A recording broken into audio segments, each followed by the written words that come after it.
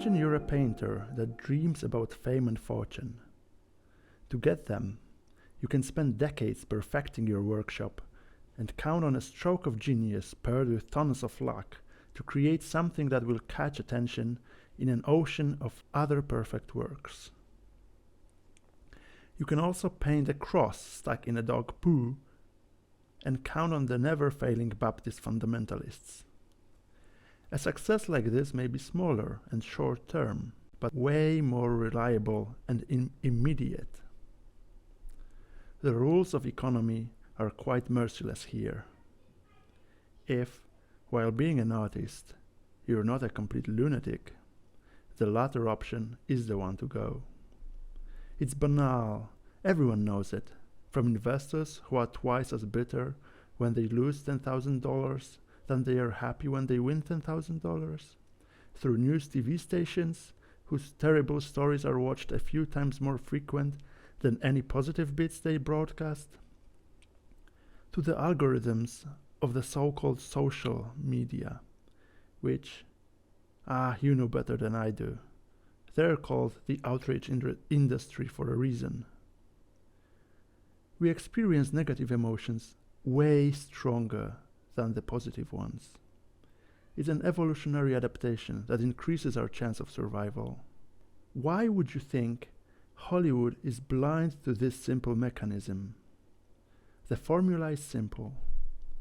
You take a franchise people care about, the more they do, the better, and then you piss them off as much as you can. What? You thought they didn't know they had been pissing you off? It's like thinking a painter painting blasphemous images was not aware that he's driving the believers mad. Everything that counts is your attention. It's the most precious currency in the world, because only the thing that is able to attract attention exists. It's not easy to gain a lot of attention with a mediocre production, even covering a popular theme, but it's enough to run your stick over the cage and the apes start to go crazy. Now it's time for YouTubers to enter the scene. They know this mechanism very well and come into an unholy alliance with the creators of annoying productions and build their whole career of nagging and bashing them. When it comes to the products of culture, black PR is still PR. The outrage grows with time. People start to share it on their walls or at lunch at work. They start writing petitions, begging to respect the heritage of Lucas, Sapkowski or Tolkien.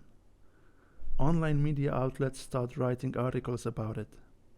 Other YouTubers refer and cite them. And we listen to them all. Why? Because we enjoy the outrage. There is some pathological pleasure in it, a tiny dose of dopamine or some other hormone, just like in the case of gossiping, talking behind the back of someone we don't like. When the whole thing acquires critical mass, previously uninvolved people start to fear to miss out their own little share of outrage in the popular raid. Eventually, everyone goes to the theater or on Netflix to watch the said production and be able to get angry at it firsthand. We have our thrill, the creators get their money, transaction complete. Similarly to how hard it is to refrain from talking bad about others behind their backs, it is not easy to deny yourself the pleasure of outrage without a well-constituted virtue of temperance. If we don't learn to truly ignore productions like The Rings of Power, we don't learn to not even mention them. We cannot count on a change of the economic strategy of the creators of annoying works, because they can keep counting on the dark pact that they have with us all, where our role is to be a full-time internet fundamentalist Baptist outrage squad.